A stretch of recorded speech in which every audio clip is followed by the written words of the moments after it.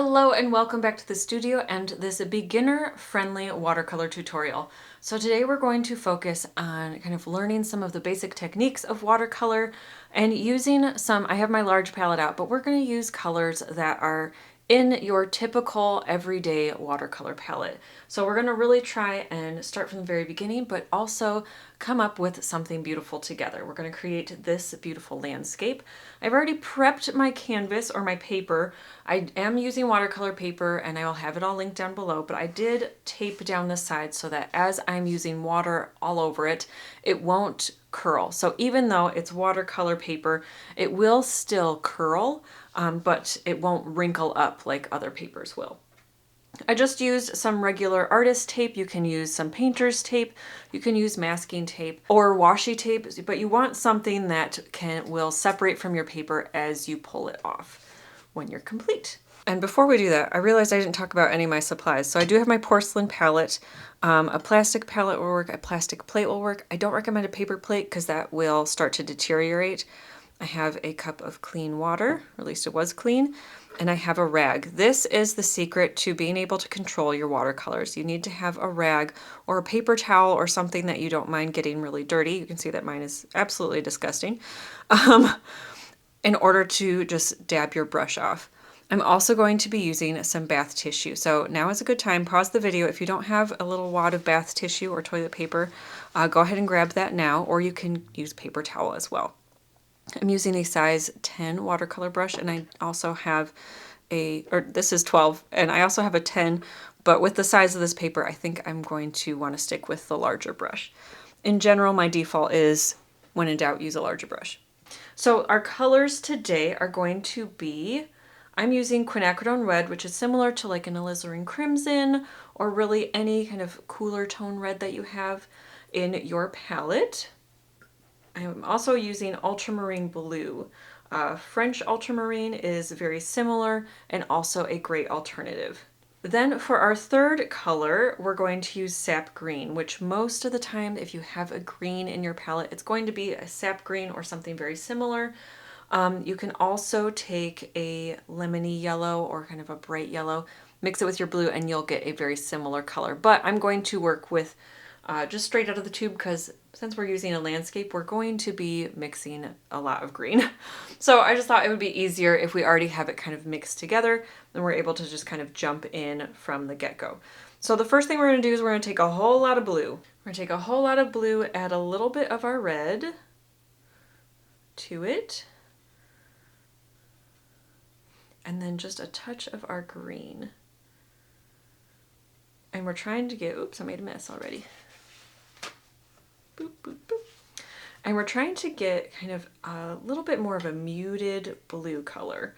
So this blue straight out of the tube is just a little bit too bright for the sky. So we're just going to continue to add just little touches of blue or of red and of green to it in order to make it a little bit moodier. So we have this right now, which is much closer to what I'm going for. If I clean my brush off and go straight into our blue,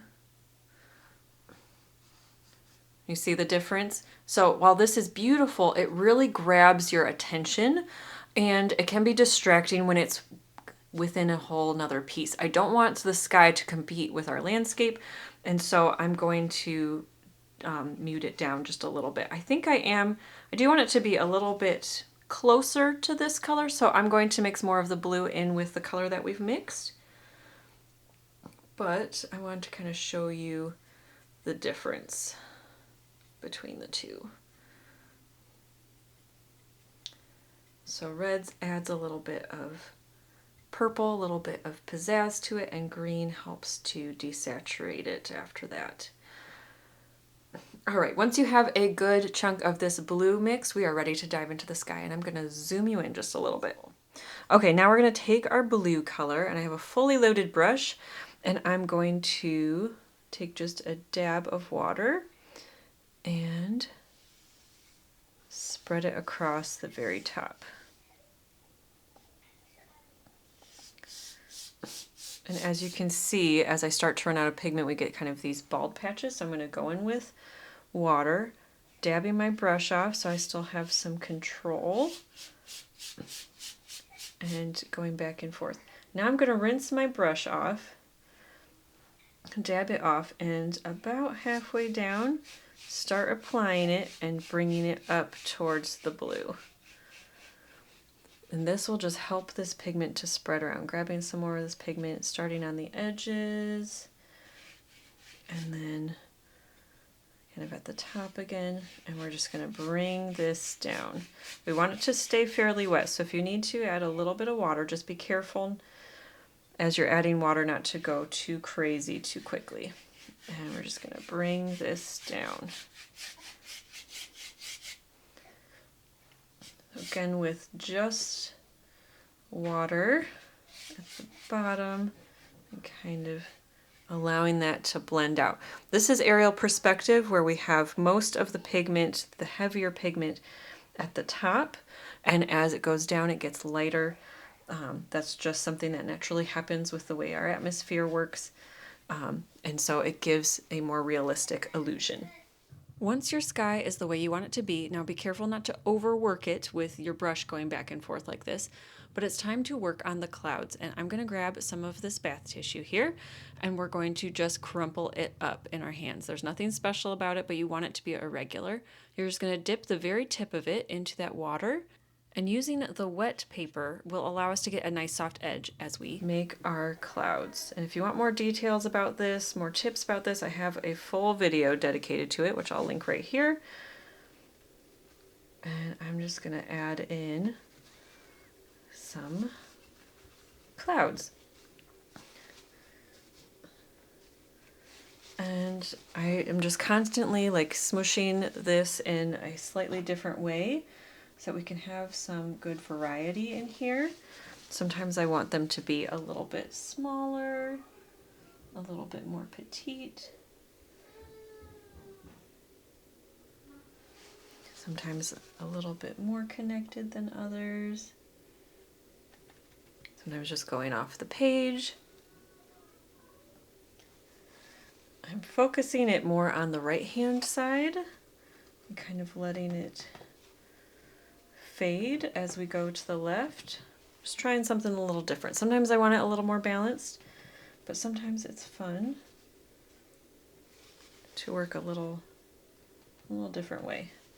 Now is a good time if you need to mix more of our blue color that we used for the sky. We are going to use it as the base for several of our other colors. So if you need to mix more for that, go ahead and do that now while this dries. This watercolor is a lot of working quickly and then you can pause. So if you need to catch up, go ahead and pause the video. Now would be a great time to do that. But I am ready, so I'm going to keep going. I'm going to grab some of our green, just a little bit of the green straight out of the tube, and I'm going to mix it in with the blue sky. So we still want it to lean very blue, but have a much more green appearance. All right, now I'm going to wet my brush, dab it off. So I have the pigment water, dabbed it off so it's not too heavy, and we're going to create kind of a mountainous something in the background. So one of the keys to creating a landscape, especially with watercolor, is creating that illusion of that space. Because this area is still wet, it's nice and soft. It's blending together, working kind of wet on wet, but this area is crisp. So what we're gonna do, and if you had to mix more pigment, yours is probably like this. I'm cleaning my brush off, I'm wiping it off quite a bit, and then I'm going to just take the edge and carefully pull it across. And we just went along that peak with the crisp edge in order to soften it. Now I'm going to take a touch of the red on my brush. I'm going to mix it with that green a little bit, and I'm just going to apply this too much. So wipe it off. Just going to apply this to kind of the top of my mountain. I just kind of did this while playing recently, and I just kind of liked the result. Just how, I don't know, it kind of adds a little bit of interest, and I'm going to just pull that down still. If you can hear my toddler, I promise he's fine. He's with his daddy. He just has a rough wake up. All right, now again is another opportunity where if you need to kind of take a break, go ahead and do that. I am ready to go in with our green. We're going to go straight from the tube green, kind of watered down so it has some good movement, and we're going to kind of overlapping with our mountain at first. We're going to go first in one direction, kind of a zigzag. By doing this, we're creating some interest in our landscape, and while that is still wet, we're going to just grab our blue that has been mixed with green, the same color we used for the sky, and we're just going to fill in those other spaces, overlapping a little bit so that it doesn't lose some of that interest. Adding a little bit more of the green, kind of going in. My brush is still dirty, so it'll be a little bit deeper. I'm even going to take some of the green up in here.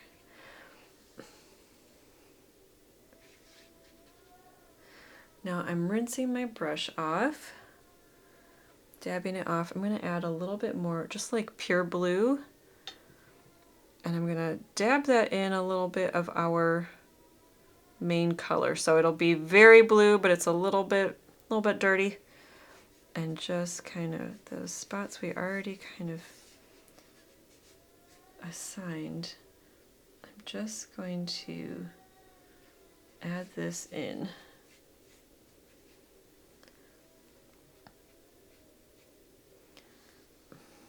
All right, more of just our pure green while this is still wet, and deepen some of these areas.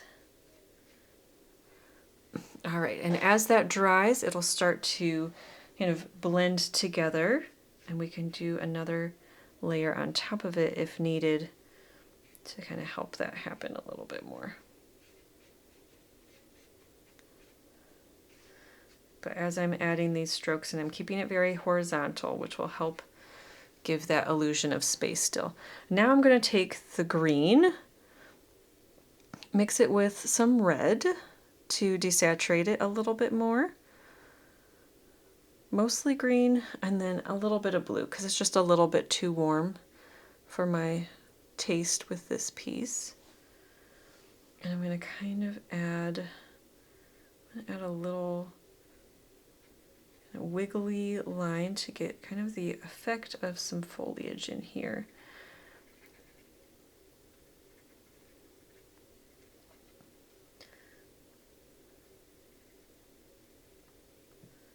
And then I'm going to do the same thing, but I'm going to keep it, I'm going to dab my brush off a little bit, and it's going to be thinner and kind of longer and a little less wiggly. I still want some of that weight though. So I'm adding more pigment, and then it's going to I'm going to have like a little break and add some more in.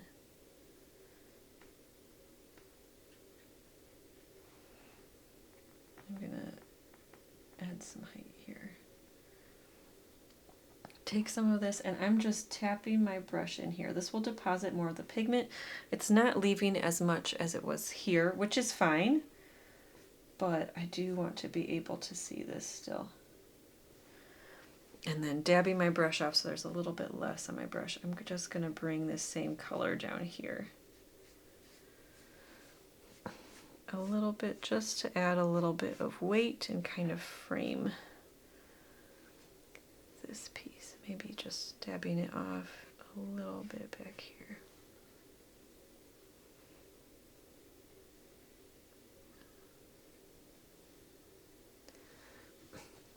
All right, I like where that is headed. I want to add a tree or something here to add a little bit more interest.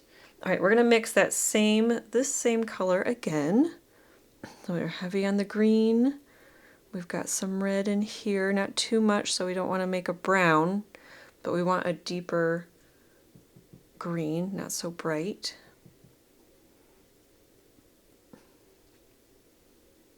And then we're just gonna kind of start in here. We'll do a deciduous tree. So one that loses its leaves, more like a maple or elm or oak. And I'm just tapping my brush around like this, just the very tip of it. And I'm going to be more irregular kind of at the top, and then as it comes down, I'm going to have thicker strokes, and then kind of some more irregularity here. And you want to leave negative space in here.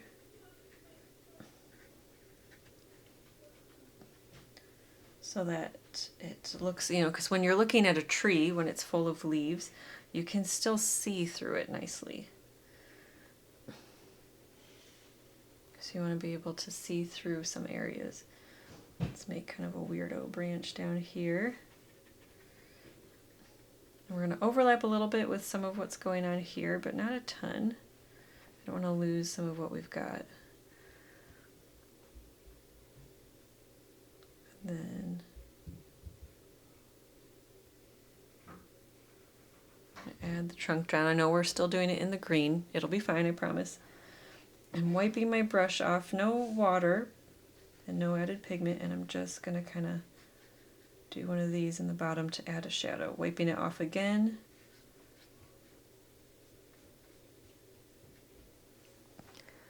And I think I'm going to add another tree here, but I'm going to work a little bit lighter, so not as much pigment. Tapping my brush off.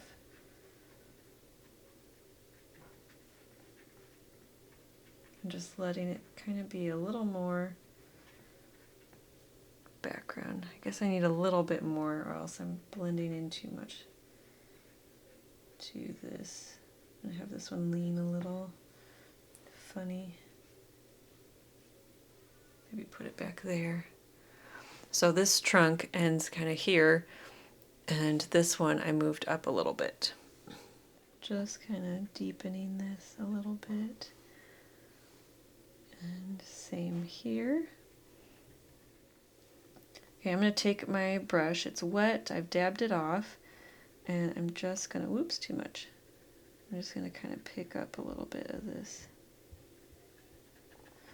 in kind of sections. So kind of marry certain areas together.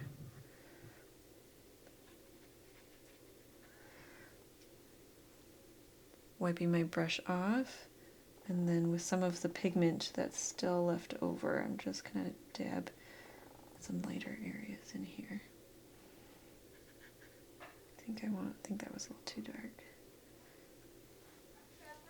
All right, now to that green color, I'm going to add a little bit of red off to the side to make a brown, kind of a deep brown tone. We're going to add that to our trunk a little bit. Same thing with this one. Wiping my brush off, and then again kind of letting that flare a little bit. Wiping that off. Okay. I'm going to take the green that we just used a minute ago again. We used it for this layer back here. I'm going to add it back in a little bit more so that we don't lose some of that space that we made. Now we talked about repeating colors. We've got kind of this blue, blue. I'm going to take a little bit of the red that we used, very same red we used up here, and I'm just going to pop it in down here very lightly. It probably won't even register, but it makes a little bit more sense to me to have it. I'm overlapping that blue a little bit to soften it. I like the blue, but it's a little too punchy in this situation. So I'm going to add a light layer of the green, dabbing my brush off so there's not too much pigment on it. It's a little hazy up here, so the dark green again that we used for this, I'm just going to pull that in here a little bit more. So it comes and it goes, and I'm going to let it come and go here as well. Just creating layers to this piece, maybe even these two kind of come together a little bit. Let's do that. I like that. And now I'm just going through and I'm kind of deepening everything. So I have that same dark green on our brush, and I'm taking it in a light layer. So not a lot of pigment on the brush, but I also dabbed the brush off on that rag, so it's not super watery, and I can just kind of do these quick brush strokes and kind of framing the outside. And that is our finished painting. So you can wait till it dries if you want, or you can start to rip off that tape while it's still wet.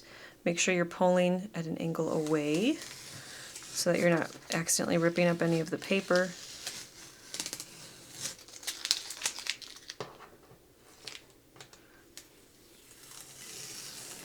And there's your finished painting. I hope that you enjoyed this tutorial. If you did enjoy it and would like to see more like it, I have several beginner-friendly watercolor tutorials that you can check out here. And I would love to hear how your painting turned out in the comment section down below. Don't forget to hit the like button and subscribe on your way there. And until next time, happy painting.